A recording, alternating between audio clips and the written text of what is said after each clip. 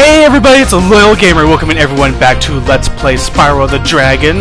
Alright, in the last episode, we pretty much got done with just about everything we could do for this entire game. And the only thing left to do is just beat Nasty Gnorc. Alright, Nasty Gnorc. And we got 11,500 gems. Alright, friggin' awesome boss, really. You really don't need to worry about his ray attack, because the first thing that you're going to have to do is collect keys in order just to even reach him. So, you know, trying to fight him at this point is really kind of futile. So what I recommend you do is just keep running around and just collect, like, all the gems. Alright.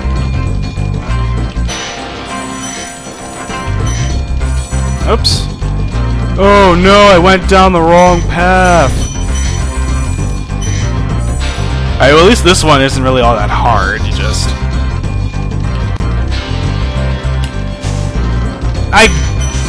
There you are, yeah. Alright, so... Also, one of the most important things about this level is that as soon as you defeat Nasty Gnorc, the credits will roll by, and there will be no other way to sort of check to see if you have all of the gems. So you have to constantly keep checking before that happens. And we have really frickin' awesome music that definitely suits the stage of this level. However, the key actually holds this door. It made no sense whatsoever, but you guys know what I'm saying. Everybody knows that the key holds... Never mind! I'm just not concentrating at all. Fail commentary as usual. Whoop! Yeah. Wow, this guy is actually whooping my ass. Like, come on, Spyro. Alright, there we go. He holds the key to Nasty's ass. We all hold the key to the throne of might, I guess. But too bad that's going to be ending with this Let's Play, I guess. I don't know how to apply it to anything else.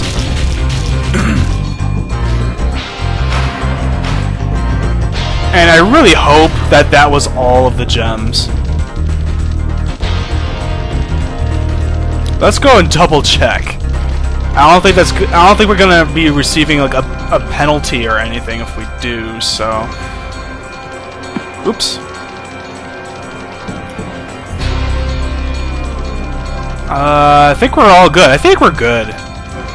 No need to be so paranoid over it. Alright, nothing like here. Yeah, let Nasty Gnorc run ahead of you, because he's just gonna outrun you regardless. So there's no need to try to keep up with him anyway.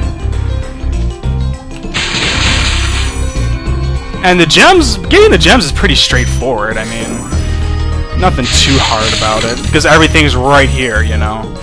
They don't really go out of their way to try to like hide them in the most unfair ways. Oh man! Oh, he's got that sniper action going. Alright, I don't think I see any more back there, so why don't we just keep going on up here. Oh man, look at all this.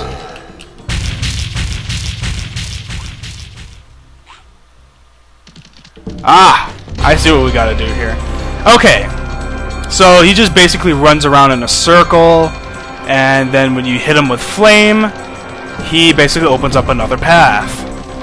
But it is instrumental with me and my stuttering ass that you get all the gems first before you even like try to like go up against them.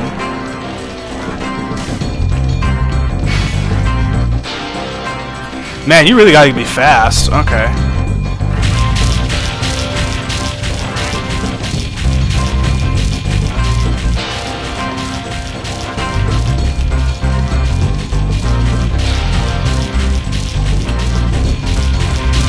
kind of a dangerous cut I made there, but alright.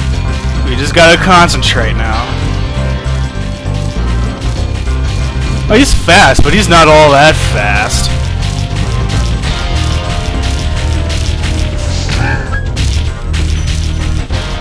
Alright, I see what he's doing now. Okay. So yes, with these you have to be very fast. No lollygagging with these.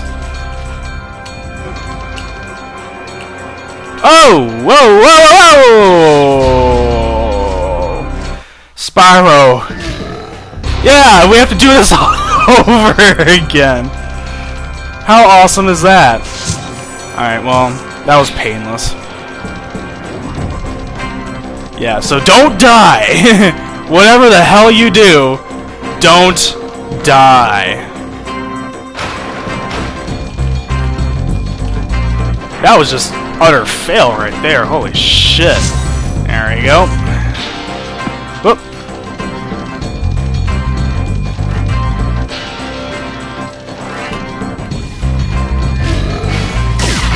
You can't shoot for shit.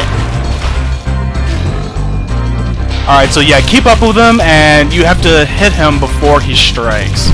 Otherwise, he's just gonna run around in a circle over and over again until you're dead. So.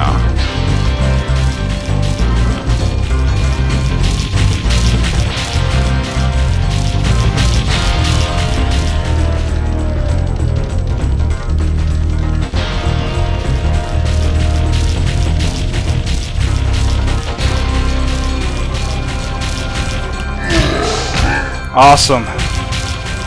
Okay. Now we have to be very, very fast, and we can't fall. We cannot afford to fall.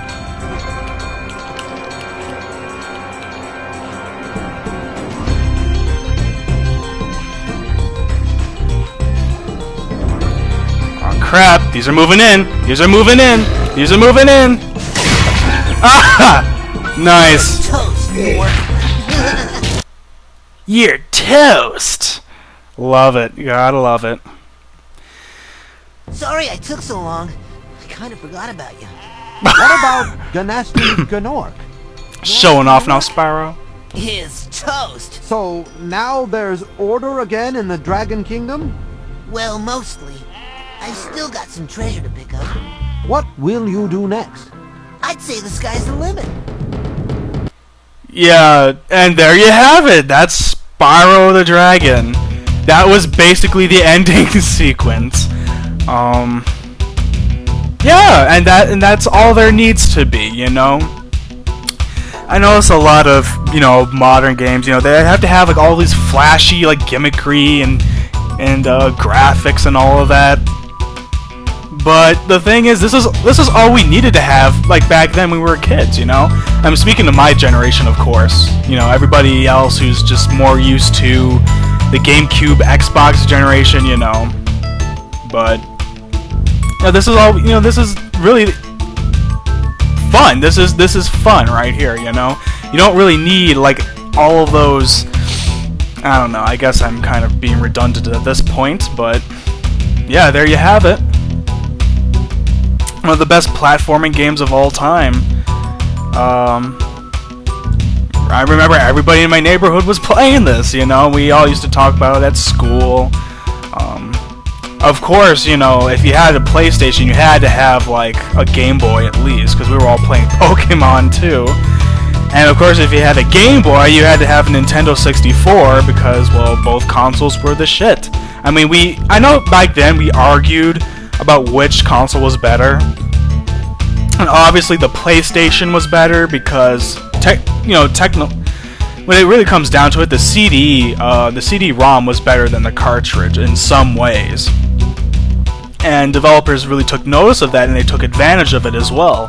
Cartridges did have their advantages too. I mean, even though Nintendo did screw over Sony in their agreement, where they basically wanted to have a console that read CDs, and they hopped on with Philips instead of Sony. That's when Sony kind of had their mark of revenge and made the PlayStation, and that's basically how Sony jumped into the fray.